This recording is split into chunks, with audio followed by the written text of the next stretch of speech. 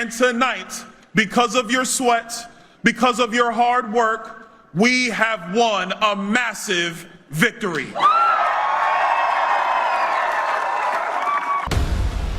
With the AP projecting that Byron Donalds has won the Republican gubernatorial race here in Florida for a general election that is going to be about 2.5 months in the making here. He did receive the endorsement of Donald Trump. He is somebody who was once floated as a potential Speaker of the House. He's also an election denier who voted to overturn and object to the 2020 election results, one of his first major actions upon entering Congress in 2021. He faced a crowded Republican field, including James Fishback.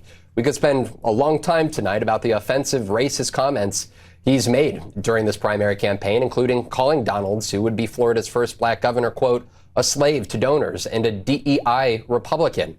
Despite those appeals to MAGA identity politics, he didn't win the nomination, but we wanted to see what ultimately the share of his vote here tonight would look like. Now, I got to interview James Fishback. He is a conservative, by the way. He's not a stupid person either. I just don't think the attacks that he had on Byron Donalds was going to work. And what they say in politics, sometimes it ain't your time. Byron Donalds got the endorsement of the president. That pretty much was the nail in the coffin for any challenger. And James Fishback actually came a little too late to the table, in my opinion. And by the way, he speaks to President Trump, too. So it's not as if he's some stranger. But the focus should be moving forward is hopefully that they could both unify and there's a united front in Florida, because the last thing that needs to happen is someone like David Jolly thinking that he has a chance to win. I just don't think he does. Why would voters vote for a Democrat now at this point? That makes no sense whatsoever. I mean, I don't even have to be from Florida to know that. And just one policy as an example on why it wouldn't happen is David Jolly is for men playing in women's sports. What are we talking about? I mean, this is a guy who's an ex-Republican. I think that tells you everything you need to know.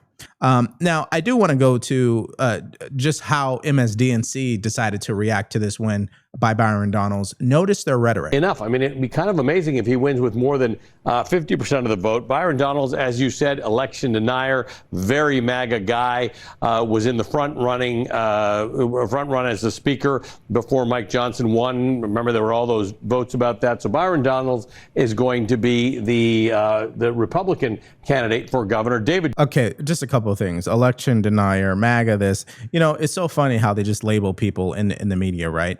And then, as you guys notice, they're going to start calling David Jolly an ex-Republican. And the reason why they're going to use that term because they think his image will benefit from that label. But I don't think people of Florida are going to buy that. I don't think they're stupid.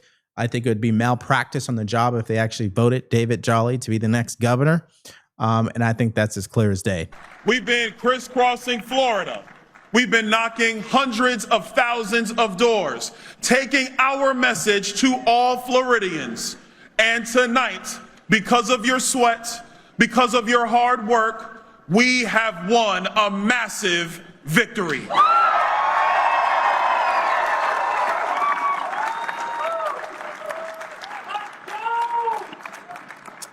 Now, we've just come through a hard-fought primary.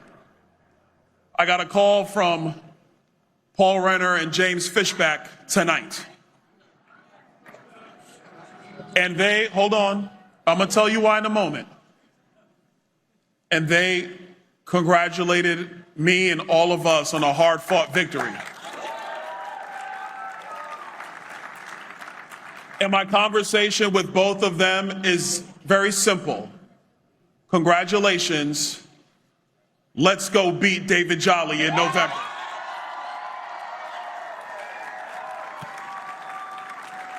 You see, because individual opinions and passionate supporters are the beauty of our conservative movement. But tonight, the primary is over. Tonight, we put aside our differences. Tonight, we are one united Republican Party. You know, that last statement really reminds me of how grateful I am if you're still watching this show today, because it's tough out there. And the reason why I say that is because on the Republican side, we're not actually unified. That's what happens when the party wins the presidency and has a super majority. We get a little complacent. Too much diversification of thought leads to infighting and people not being on the same page anymore.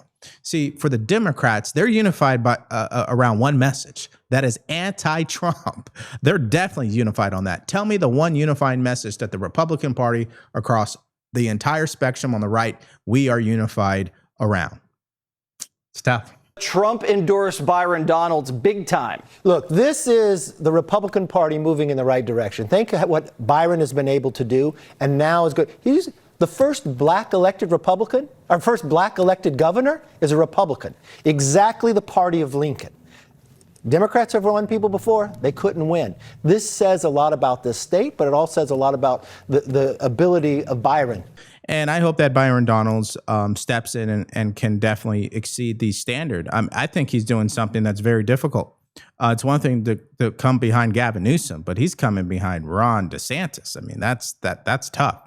And I asked him about that question, which I will play the clip for you now. Take a look. I mean, look, it's a big job with big shoes to fill. I mean, Ron DeSantis has done a great job, and he's been a great governor. But I think you also have to look at the lineage in Florida. It's been under Republican control for more than 25 years. So it's really about building on the success of Ron DeSantis. He's done a tremendous job. You know, I want to be able to pick his brain as we continue to tackle these issues about keeping Florida the very best in all of America. I just want to say congratulations to Byron Donalds. He's always been nice to me. That was the second time I was able to interview him. And good day for Florida overall. And let's hope the rest of the country follows in the same footsteps as Florida.